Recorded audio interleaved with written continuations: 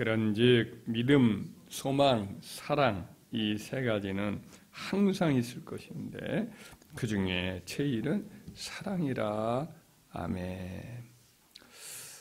사도 바울은 이 고린도전서 13장을 이제 고린도 교회 성도들에게 이렇게 은사에 관해서 쓰는 윤사장 그 중간에다가 이렇게 사랑장을 썼어요. 그리고 그 사랑장을 마무리하면서 또 그런 적이 세 가지는 항상 있을 것인데 하면서 세 가지의 이제 하나님 나라의 백성의 신앙적인 특성을 이렇게 기록을 하고 있습니다. 그것은 믿음, 소망, 사랑 이 세 가지입니다.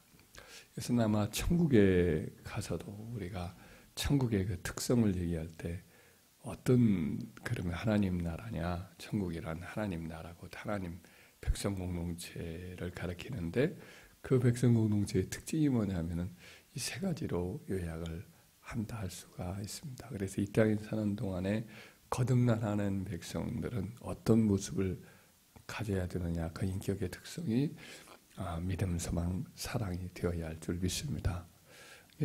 첫째로 믿음으로 거듭난 성도는 살아가는데 예레미야서 17장 5절 이하 이런 말씀이 나옵니다. 여호와께서 이와 같이 말씀하시니라. 무릇 사람을 믿으며 육신으로 그의 힘을 삼고 마음이 여호와에게서 떠난 그 사람은 저주를 받을 것이라. 그는 사망의 떨기나무 같아서 좋은 일이 오는 것을 보지 못하고 광야, 간조한 땅, 건건한 땅, 사람이 살지 않는 땅에 살리라. 그러나 물은 여호와를 의지하며 여호와를 의뢰하는 그 사람은 복을 받을 것이라. 그는 물가에 심겨진 나무가 그 뿌리를 강변에 뻗치고 더위가 올지라도 두려워하지 아니하며 그 입이 청청하며 가무는 해에도 걱정이 없고 결실이 그치지 아니함 같으리라. 이런 말씀이 나옵니다. 대조를 여기서 하고 있는데 사람을 의지하고 자기 힘을 의지하고 여호와를 의지하지 않는 사람은 결국 광야 같은 아주 메마르고 그리고 거칠고 황량하고 그야말로 뭐 가시떨기나무처럼 뾰족뾰족하고 물기도 없고 이런 삶이 되고 말 것이다. 그 사막같이 될 것이다. 그러나 이제 하나님을 의지하는 사람, 하나님을 신뢰하고 그를 삶의 자원으로 삼고 사는 사람은 그야말로 물가에 심은 나무처럼 늘 열매를 맺고 이파리가 청청하고 삶이 풍족하고 복을 받는 그런 삶을 살게 될 것이다. 이런 말씀을 하고 있습니다. 우리가 이 말씀 그대로 인간 자신을 의지하지 않고 환경 의지하지 않고 항상 하나님만을 그렇게 의지하는 어떤 경우에도 하나님 중심으로 살아가는 저희가 되어야 할 줄 믿습니다. 그런 예로 다니엘 같은 경우 어떤 경우에도 늘 하나님을 자기 삶의 자원으로 삼잖아요. 그 젊은 시절이나 나라는 망했고 조국은 다 무너졌고 이방 나라에 그야말로 지푸라기라도 붙잡아야 살아갈 그런 절망의 시대 속에 젊은이들이 하나님만을 붙잡았잖아요. 다니엘과 세 친구들이. 그래서 우상을 섬기지 않고 하나님을 섬기겠다고 각오하고 우상에게 바치는 고기 안 먹고 이방 나라 궁중 안에 끌려들었어도 거기서 식물만 먹겠다, 채소만 먹겠다 그렇게 각오하고 우상 앞에 바쳐진 고기를 일체 안 먹었는데 하나님이 도와주셔서 지혜를 주시고 또 형통케 하시고 은사를 주시고 그래가지고 결국은 그 바벨론 나라에서 귀한 자리로 높여졌는데 그럴지라도 달라진 게 없어요. 그럴지라도 하나님만을 의지하고 심지어 페르시아 나라가 되었을 때도 페르시아 나라의 국무총리가 되었는데 국무총리가 된 그때도 역시 하나님 한 분에게만 하루 3번 이렇게 기도하는 그 습관을 끝까지 지키잖아요. 그래서 황제에게 절하지 아니하고 다른 어떤 신에게 뭘 구하면 사자굴에 던져지리라는 황제의 의인이 찍은 것을 알면서도 그는 요지부동하고 하나님께 하루 3번씩 그렇게 감사 기도를 하고 하나님만 의지하였더니 사자굴에 던져도 사자의 입이 막히고 또 그의 원수들이 떨어졌을 때는 땅바닥에 그 사람들이 떨어지기도 전에 사자가 뛰어올라서 움켜서 뼈를 부러뜨려 잡아먹는 그런 일을 당하잖아요. 그래서 이 다니엘 같은 사람이 되어야 돼요. 다윗도 그런 말을 하고 시편에서 많이 기도를 그런 고백을 많이 하잖아요. 사도 바울도 고린도후서 1장에 보면 그가 아시아, 그 소아시아인데 터키 서남부 지역에 있었던 그 지역에서 사역할 때 어려움을 겪었어요. 마치 사형선고를 받은 큰 환난을 당했어요. 근데 그 사형선고를 받은 환난에서 하나님만을 의지했더니 다 끝났다 죽었다 했는데도 다시 살아나게 하셔요. 그래서 그를 간증 삼아서 이제 고린도 교회 성도들에게 쓴 편지에 보면 이런 말씀이 나와요. 형제들아, 우리가 아시아에서 당한 환난을 너희가 모르기를 원하지 아니하노니 힘에 겹도록 심한 고난을 당하여 살 소망까지 끊어지고 우리는 우리 자신이 사형 선고를 받은 줄 알았으니 이는 우리를 의지하지 말고 오직 죽은 자를 다시 살리시는 하나님만 의지하게 하심이라. 그가 이같이 큰 고난에서 사망에서 우리를 건지셨고 또 건지실 것이며 이후에도 건지시기를 그를 의지하여 바라노라. 과거에 이렇게 건지신 하나님 지금도 우리를 건지시고 앞으로도 건지실 것이다. 이렇게 이야기를 합니다. 그래서 우리도 믿음의 선진들이 겪었던 고난도 우리도 겪게 되기도 하겠지만은 어떤 경우에도 하나님 한 분만을 의지하고 사람을 의지하지 않고 환경을 의지하지 않고 환경에 눌리지 말고 그래하여서 끝내 승리하면은 저와 여러분 되어서 하나님 주시는 그 복되고 아름다운 축복들을 다 받아 누리는 저희와 우리 자녀들 되기를 주의 이름으로 축원합니다. 또 소망을 가진 삶을 살아가요. 하나님 백성은 환경과 여건은 아무리 절망적일지라도 거듭난 성도는 이제 하나님과 동행하면서 소망적으로 살아가요.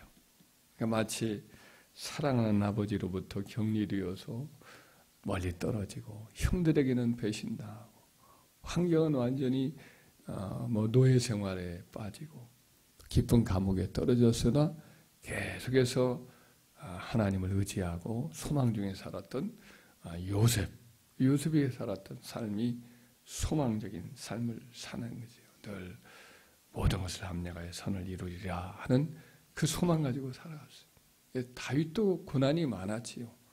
그러나 다윗도 항상 소망을 품고 살아가요. 그래서 시편 71편 14절에 나는 항상 소망을 품고 더욱 주를 찬송하리이다. 이 시편 71편을 보면 나이가 많은 고난도 많이 겪은 그런 때에 쓴 내용이에요. 그런데 그 고난이 많은 중에도 나는 항상 소망을 품고 주를 더욱 찬송하리이다. 이 결단을 하는 것을 보게 돼요. 사도 바울도 로마에 있는 성도들에게 쓴 편지를 거기 로마서 12장 12절 말씀에 보면 항상 소망을 품고 환난 중에 참으며 기도에 항상 힘쓰고 라고 되어 있어요. 그러니까 세 가지는 사실 함께 가는데 소망과 인내와 기도가 함께 가는 거예요. 환난이 늘 있지만은 잘 인내하고 또 소망 중에 항상 즐거워하는 매일매일 환경은 달라진 거 없어도 항상 소망을 품고 살아가고 또 일을 계속 감당할 수 있는 것은 기도 없이는 하나님 주시는 힘 없이는 또 이것을 유지할 수가 없으니까 기도에 항상 힘쓰는 이 세 톱니바퀴가 있어야 또 이렇게 인내도 환난 중에 인내도 하고 소망 중에 즐거워하는 삶을 살아갈 수 있겠지요. 여하튼 소망을 갖고 사는 것 이것이 하나님 백성의 특징인 줄 믿습니다. 가진 것이 없고 어려운 것이 많고 뭐 인간적인 계산으로는 계산이 안 나오는 미래를 가질지라도 우리가 하나님을 모시고 우리 산소망이신 우리 주님을 모시고 살기 때문에 날마다 주님 안에서 소망 가운데 즐거워하며 살아가길 바랍니다. 그리고 마지막 세 번째 특징으로는 사랑으로 사는 거죠.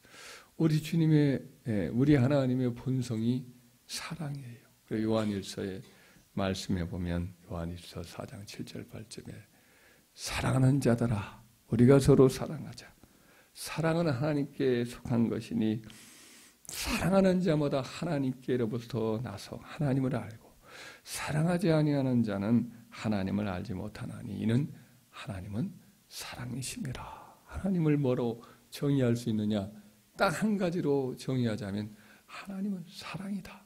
사도 요한의 연세가 드셨던 100세 정도에 가까이 됐을 그때에 거듭거듭하신 말씀은 하나님은 사랑이시다. 하나님은 사랑이기 때문에 하나님께 태어난 하나님의 자녀들은 사랑으로 산다. 이렇게 말하고 있습니다. 베드로 사도도 우리 주님의 그 사랑을 늘 기억하면서 성령의 사랑으로 충만하여서 그 고백을 하기를 만물의 마지막에 가까이 왔으니 무엇보다도 근신하여 기도하라. 그리고 무엇보다도 뜨겁게 사랑할지니 사랑은 허다한 죄를 덮느니라. 이런 말씀이었어요. 현재 우리가 사랑으로 살아야 하고 미래의 사랑으로 살아야 하지만 또 과거를 향해서도 여기서 사랑으로 행할 것은 과거에 지었던 우리를 향한 누군가의 허물과 죄가 있다고 한다면 이걸 덮어주는 것이 사랑이라는 거예요.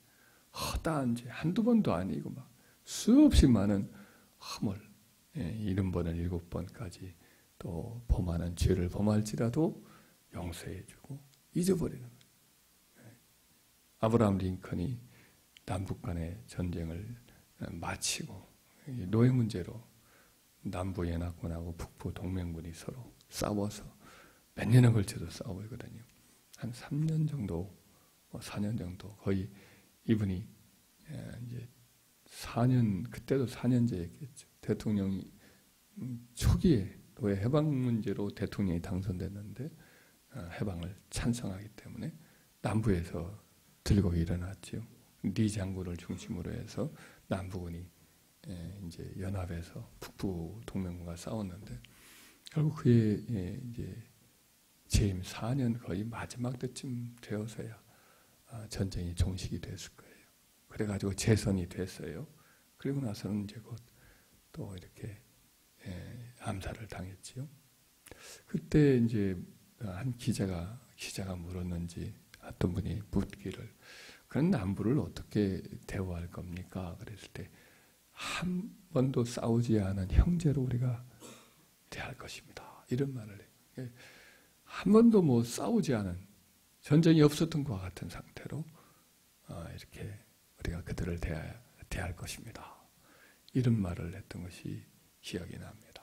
그러니까 우리가 어떤 과거에 어떤 허물과 죄를 범한 사람이 있을지라도 그리스도 안에서 우리도 그런 용서를 받았고 모든 죄를 다 속량을 받았으니 아무 일도 없었던 것처럼 그렇게 용서하고 사랑하고 대하는 그것이 곧 과거를 향한 사랑이죠. 과거를 향한 사랑, 현재 또 그런 사랑, 또 미래의 그런 사랑을 늘 살면서 살아가는 것이 하나님의 백성의 모습입니다.